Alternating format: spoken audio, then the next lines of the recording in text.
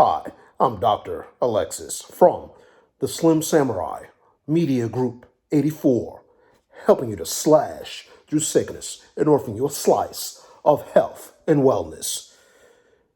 Today's topic is opioid epidemic.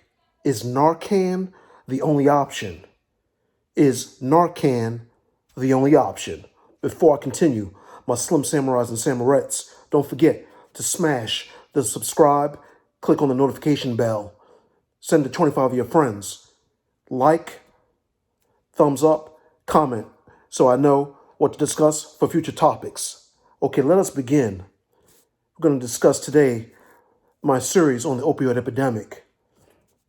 Now, there were nearly 50,000 deaths in 2019, or roughly 150 people per day dying from opioid overdoses. In the U.S. alone, the total cost of healthcare, lost productivity, addiction treatment related to opioids is a staggering $80 billion.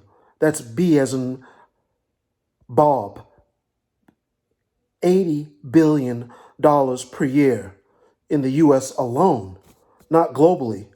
It's way more than that by an exponential amount.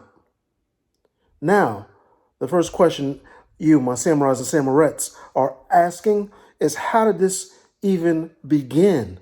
Let me tell you. Pharmaceutical companies lied systematically to the medical community that patients would not become addicted to prescription opioid pain relievers, and healthcare providers naively prescribed them at an astronomical rate. I remember these farm reps coming to me trying to offer me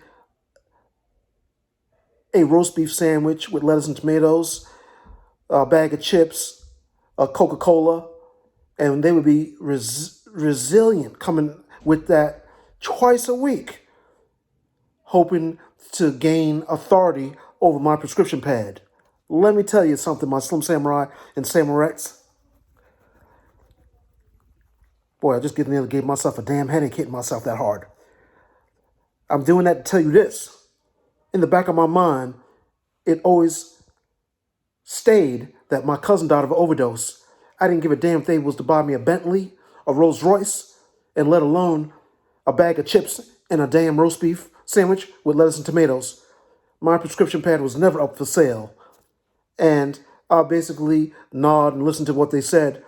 But from my 20 years experience as a neuroscientist at Columbia University, when they told me that this medicine, these opioids, were non-addictive, an antenna went up in the back of my head, screaming bullshit, bullshit, bullshit, bullshit, bullshit. Well, they could paying that shit to another physician and medical professional. I knew from my experience of working with neurons that there are these mu receptors, and depending on how they're saturated, there's upper regulation, there's down regulation, and if any substance, you're going to eventually need more and more to get the same effect. And you get tolerance that builds up, and those parts of the brain near hippocampus, near the amygdala, near the nucleus accumbens in the prefrontal cortex of the cerebral cortex of the human brain are easily prone to becoming addicted to these substances. So when they came with their non-neuroscience background trying to sell that bullshit to me, while other providers were gullible maybe to believe it, not all providers did, but I was one of the few that stood up and said, no, I'm not interested. And in fact, in the ERs, I was known as Dr. No, not to be confused with the James Bond character, even though I do enjoy those James Bond cars, because it's my dream one day to drive on the beach and automatically go into the water with my same car and it become a damn submarine. Now that's some nice jazz. But anyway, I digress. Back to the business. So I wasn't going to be about to be fooled by that nonsense. Because of my cousin, I remember how our family was in mourning for years. Even though this was 35 years ago, we still miss her. So I wasn't about to be bamboozled by bullshit. Anyway, this is a matter of life and death, something that I'm extremely passionate about, is to rescue patients from opioid overdoses. So, my medical providers out there, don't be fooled by some lunch. I know around 12 noon, you're seeing 20, 30 patients. In my cases, I've seen around 40 patients by 12 noon. And you're starving, you're looking for a nice lunch, a nice meal. Don't sell out your prescription pad for no one, especially a pharmaceutical company. Okay, let's get back to the business at hand. So,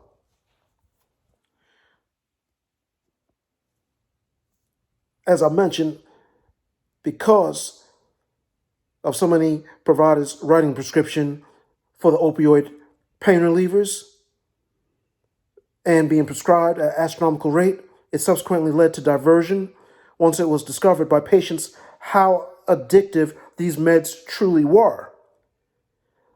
Let me refresh your memory for a second, my samurais and my samurettes. So starting back in around 2017, more than 47,000 Americans died from opioid overdoses from prescription opioids, heroin, fentanyl, carfentanil, alfentanil. In that same year, an estimated 1.7 million people in the U.S. suffered from substance use disorders related to prescription opioid pain relievers. A lot of people tell me, Dr. Alexis, my friend nearly overdosed, but thanks to the script you wrote me for that Narcan, it saved my sister's life, or it saved my brother's life, or it saved my mother's life. I write my patients a minimum of 5 refills of Narcan. And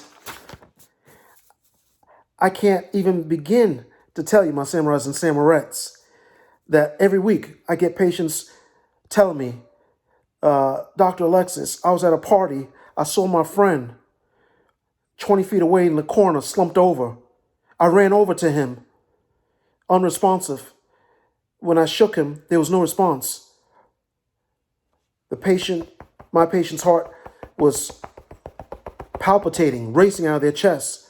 They're wondering if their friend is dead. They're sweating profusely. Their mouth is becoming dry. And they shake their friend's shoulder very rigorously. No response. I educate them to check for a pulse. The pulse is there, so there's no need for them to do CPR. So I teach them to be observant of their surroundings. They know at some of these parties, there's substances that they should not be ever ingesting. They shouldn't even be at these parties. But do our patients always listen to us all the time? No, they do not. But anyway, this is a judgment-free zone. I don't judge no one. So, the Narcan script that I've written, they fill it the same day, my patients. They take it out of their purse or they take it out of their back pocket.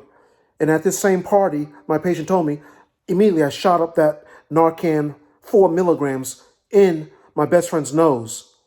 And they started to move around. I saw their foot wiggle. And then finally, 10 minutes later, they came around and they awoke. And they let me know, Dr. Alexis, thank you. You saved my cousin's life. You saved my friend's life. Dr. Alexis, you saved my father's life today. Thank you so much. And I can tell you, as a medical professional in the addiction medicine space, that's the most satisfying and gratifying moment to save a human being's life. Nothing beats it. Like, only thing that comes close to that was the birth of my beloved children. So it's truly a gratifying feeling. My samurais and my samurettes. Truly gratifying. Now, today, we're going to look at another product in the arsenal of combating opioid overdoses. I just discussed with you the Narcan. This product, it's a mouthful, so I'm going to also spell it after I tell you what it is. The name of it is called Cloxidol. K as in Kansas, L as in Larry, O as in October, X as in X-ray, X as in X-ray, A as in Adam, D as in David, O as in October. Cloxidol. Now let me tell you something, my samurais and my samurettes, about Cloxidol. Cloxidol, this nasal formulation, instead of 4 milligrams, this delivers 8 milligrams, so double the dose of Narcan for a more powerful packing uppercut to opioid overdoses. This is something that must be in the arsenal of combating the opioid pandemic. So if you have Cloxidol, you're on the right path. Lots of patients, when I was in the ER, they would come in unresponsive. We would shoot multiple doses of the nasal spray, 4 milligrams Narcan, and they wouldn't come through. We'd be doing that for quite a while. Eventually, I have to intubate them and hook them up to life support.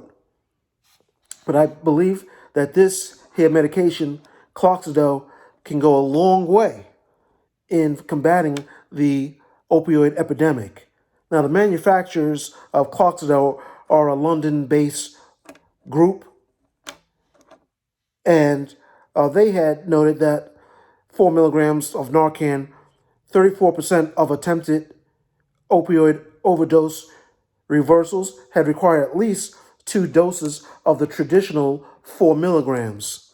So hence the motivation was to provide a higher dose so that we would give the opioid epidemic a black eye. And I thought personally it was about time that we had a higher dose of the Narcan. And so Cloxidol looks promising. This is something that's personal, as it affected my family personally with my cousin passing away from overdose.